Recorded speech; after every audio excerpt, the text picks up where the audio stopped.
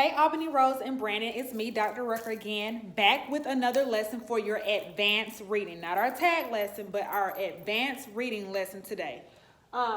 This week you guys have been working on prioritized standards RL2 and RL3. Our learning targets are explain how the central message, lesson, or moral is conveyed through key details in the text. Also, explain how a character's actions contribute to the sequence of events. So, to focus on our learning targets, we're going to read the story, The Three Brothers, a German folk tale, okay? In RL2, I believe, let's make sure. RL2, yes, we're talking about different folk tales, fables, and myths. So we're going to talk about the folk tale, The Three Brothers. It's a German folk tale by Carolyn Crow, okay? So, they have a note in this story. It says, a note about the story. Carolyn Crow's retelling of The Three Brothers is based on two similar folk tales from Latvia and Germany. However, for the images in her painting, she had only to look in her own backyard. As a Pennsylvanian and a folk art collector, Miss Crow took great delight in mining the wealth of Pennsylvania Dutch motifs at hands for inspiration. Her paintings employ many traditional forms found in paper cutting, manuscript illuminations, and calligraphy. Okay, so what we're going to do is read the story. We're going to identify through this story. We're going to explain how the central message, lesson, or moral is conveyed, as well as how characters' actions contribute to the sequence of events. Okay, so take note on those as I read. The Three Brothers. Once there was an old farmer who lived with his three sons. He loved them very much, and every day they worked beside him on the farm doing what had to be done.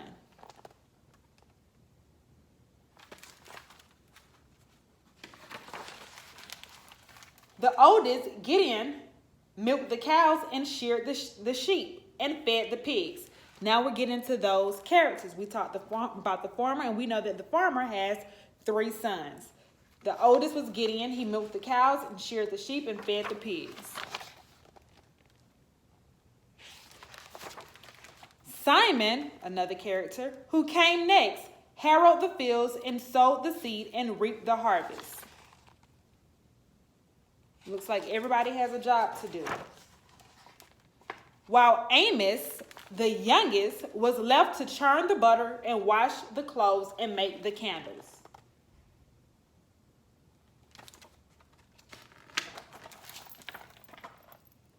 Uh-oh, the page is stuck.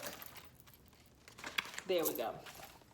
But sometimes Amos longed to help Gideon milk the cows. No, you are too little to do this hard work. You will just get in my way, Gideon said. And sometimes Amos yearned to help Simon harrow the fields, but Simon told him, run along, Amos. You are too young and you will only get hurt. Maybe when you are older. Besides, somebody has to do the churning and washing.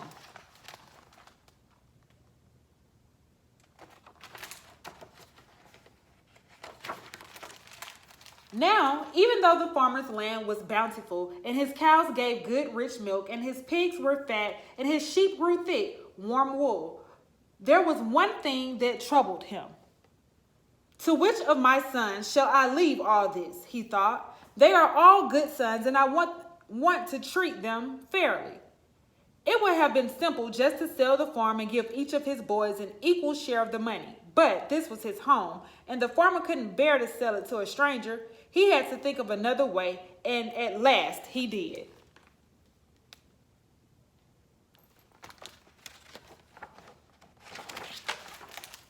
One day the farmer said to his sons, here is what we will do. First we will pick a day. Then each of you will take a turn, and whoever can fill up the old barn before the day is done shall have the farm. What shall we fill it up with? Gideon asked. Anything you please. That is up to you, said his father. Is that fair enough? Yes, that is fair enough, said the three brothers.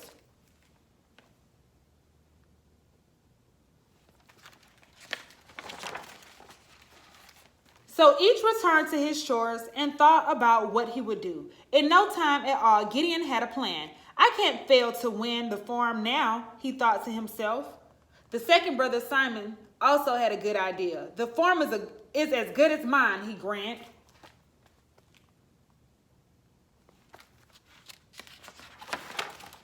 Meanwhile, Amos did his work and thought, but couldn't come up with a thing. If I am so easily discouraged, I'll never win the farm, he said. So he thought some more. At last, the chosen day arrived, and the farmer and his sons were up at dawn. Because Gideon was the oldest, they all agreed that he should go first. So he did.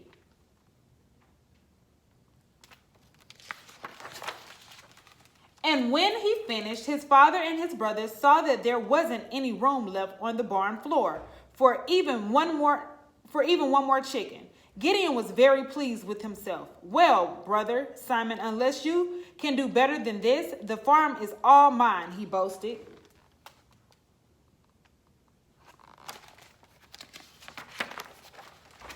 But Simon just smiled as he helped lead the animals out of the barn. Then he took his turn.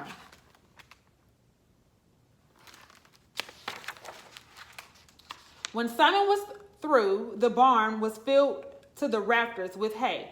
Now who shall have the farm, father? Simon asked proudly. You have filled more of the barn than your brother, that's for sure. But we must give Amos his chance, said the farmer.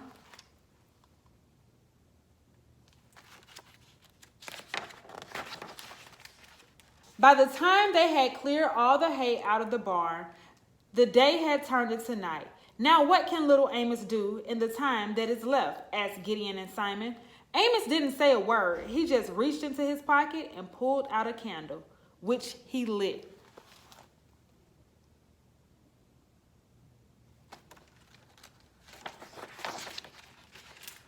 At once, the barn was filled with light, past the beams and rafters, all the way to the roof and out the windows and doors. His father and brothers were astonished. Wonderful, they cried.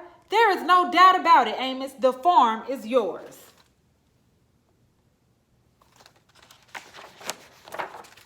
But Amos said, I don't want to live on the farm by myself. I want to milk the cows and harrow the fields with my brothers, and I want them to churn the butter and wash the clothes with me. So they all agreed and lived and worked happily together on the farm for the rest of their lives. Now, I actually like this book. I've never read this before. Looking at our learning target here, it says, explain how the central message, lesson, or moral is conveyed through the key details. What lesson was taught here? We had three brothers who wanted the farm. Their father was going to leave the farm all to them, or to one of them. The big brother, the oldest brother, he filled the farm with animals.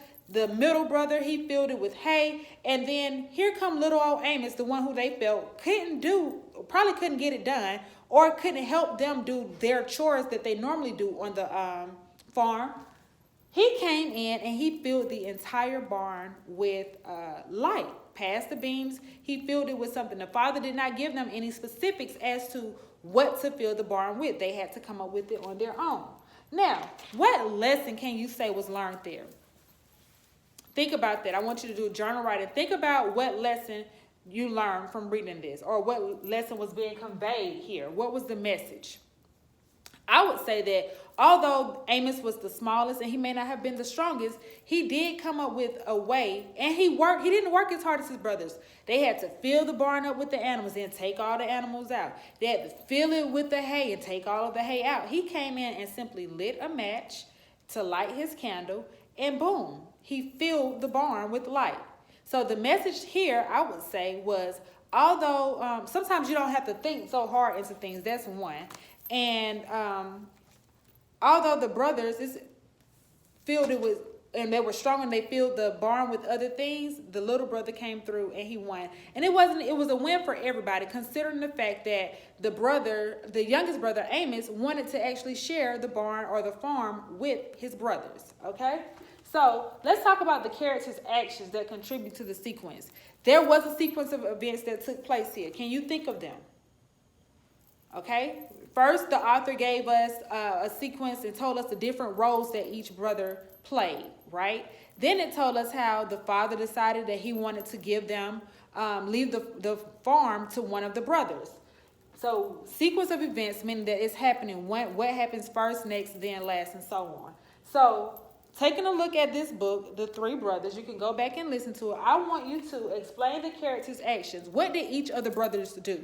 And I just delivered that to you. I told you what the author also told us what each role was of the brothers and how they filled the barns, okay? So how did the characters' actions contribute to the sequence of events?